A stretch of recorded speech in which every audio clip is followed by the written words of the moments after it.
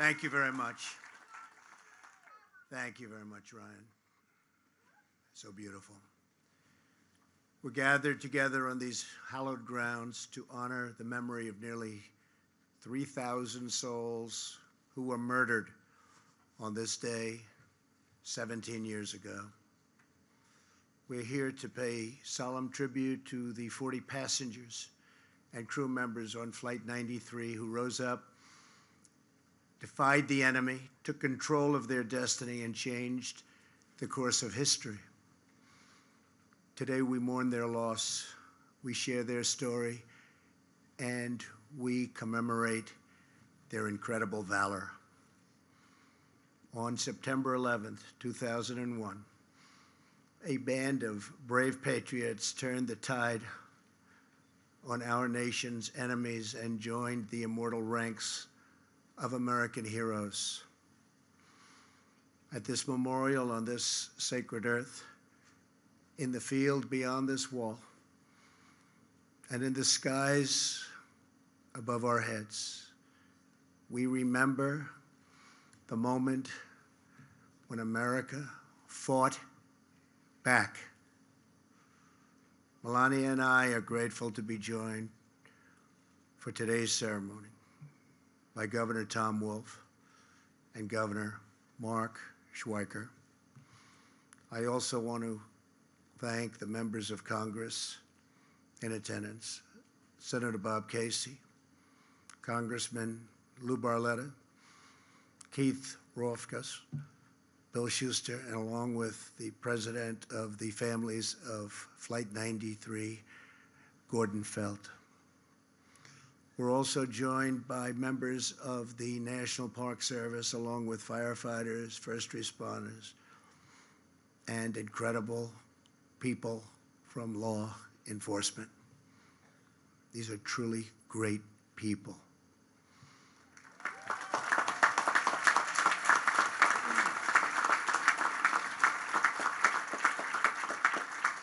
Some of you here today answered the call and raced to this field 17 years ago. You fill our hearts with pride, and I want to thank you on behalf of our country. Thank you very much.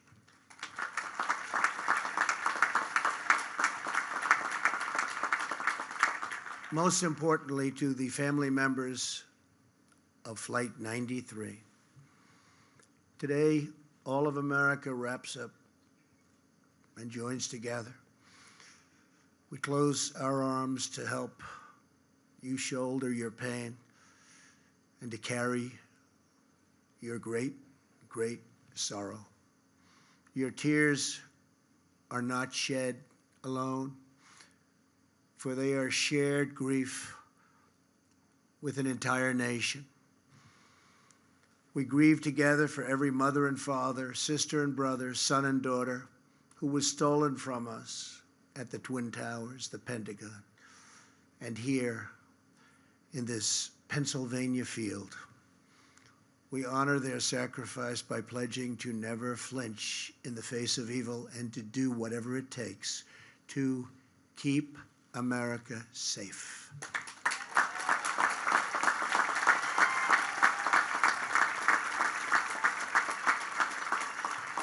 "17 years ago, your loved ones were among the 40 of Flight 93, the 40 passengers and crew members on board the 8 a.m. United Airlines flight from Newark to San Francisco.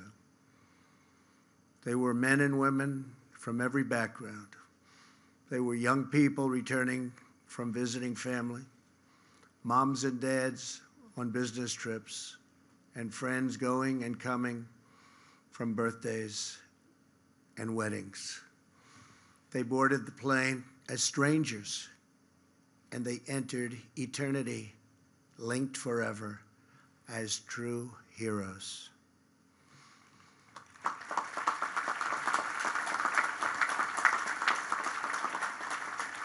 Soon after takeoff, Flight 93 was hijacked by evil men bent on terror and conquest. Passengers and crew members began using their phones to call home. They learned that 2 planes had already crashed into the World Trade Center in New York City. Immediately, those on board Flight 93 started planning a response. Sandy Bradshaw, a flight attendant, called her husband and told him they were in the back of the plane preparing hot water to throw onto the hijackers. Passenger Jeremy Glick explained the plan to his wife and said, "Stay on the line, I'll be back." The passengers and crew members came together, took a vote, and they decided to act. At that moment, they took their fate and America's fate back into their own hands. In the last 20 minutes, many placed their final calls home, whispering those eternal words, "I love you." Some said the Lord's Prayer, and then they bravely charged the cockpit. They attacked the enemy. They fought until the very end, and they stopped the forces of terror and defeated this wicked, horrible, evil plan. Flight 93 crashed yards from where we stand, just 20 minutes flying time from the United States Capitol. Through their sacrifice, the 40 saved the lives of countless Americans, and they saved our capital from a devastating strike. In the days after the attack, tens of thousands of firefighters, police officers, and recovery workers traveled to New York and Arlington to crawl through the rubble and search for survivors. There were prayer vigils, memorials, and charity drives all across our nation. Here in Shanksville, many of you raised up the first memorial, a wooden cross, a chain-linked fence, mementos and tributes pouring in, and dozens of American flags. A piece of America's heart is buried on these grounds, but in its place has grown a new resolve to live our lives with the same grace and courage as the heroes of Flight 93. This field is now a monument to American defiance. This memorial is now a message to the world. America will never, ever submit to tyranny.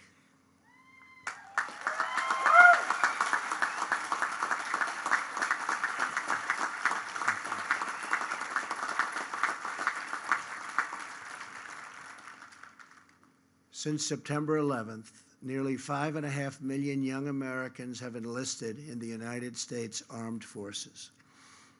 Nearly 7,000 service members have died facing down the menace of radical Islamic terrorism.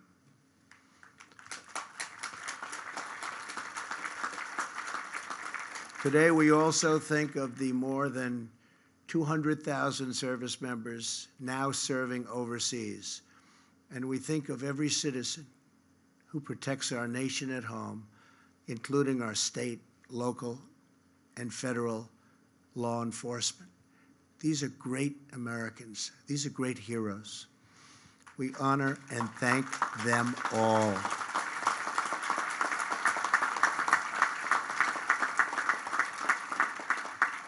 As Commander-in-Chief, I will always do everything in my power to prevent terrorists from striking American soil.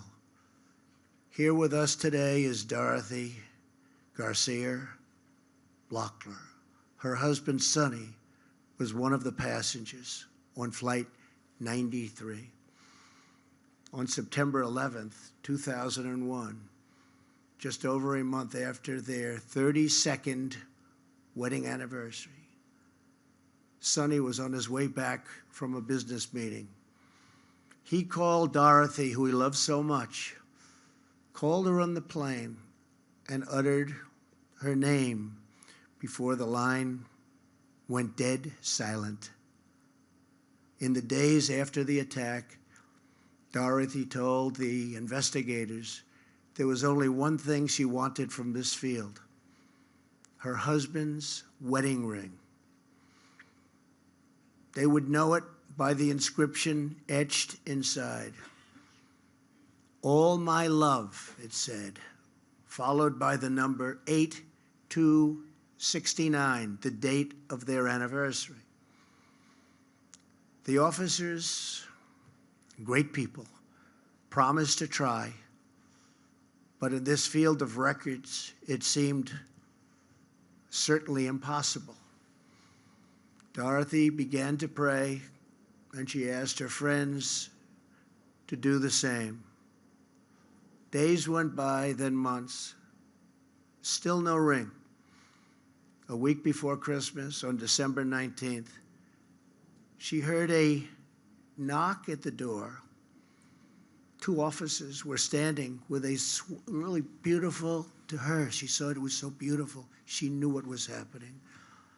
A beautiful, small white box.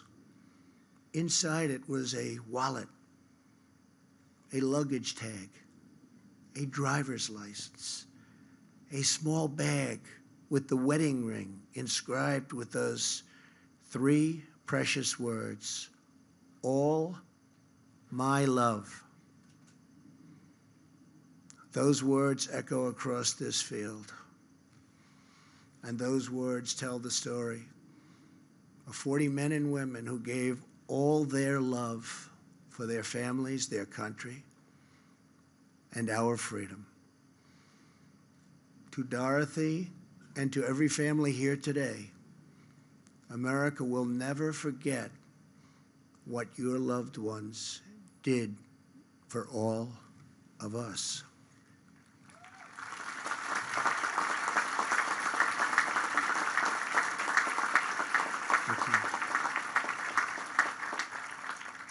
Earlier this week, you dedicated the final part of this memorial, the Tower of Voices.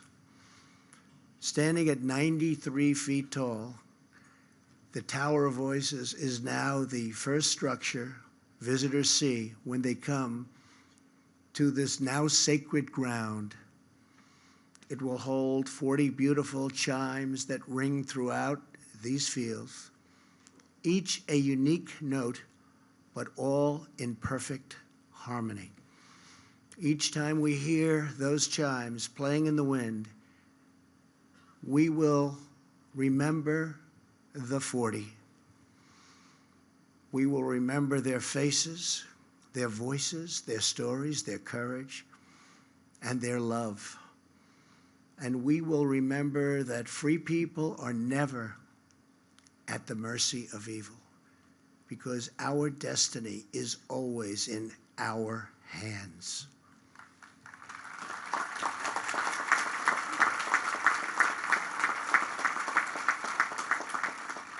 America's future is not written by our enemies. America's future is written by our heroes.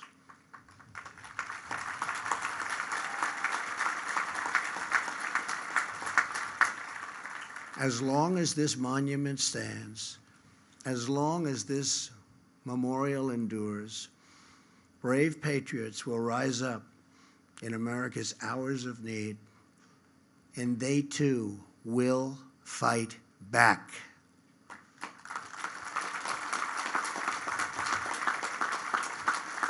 "17 years ago, 40 incredible men and women showed the whole world that no force on earth will ever conquer the American spirit.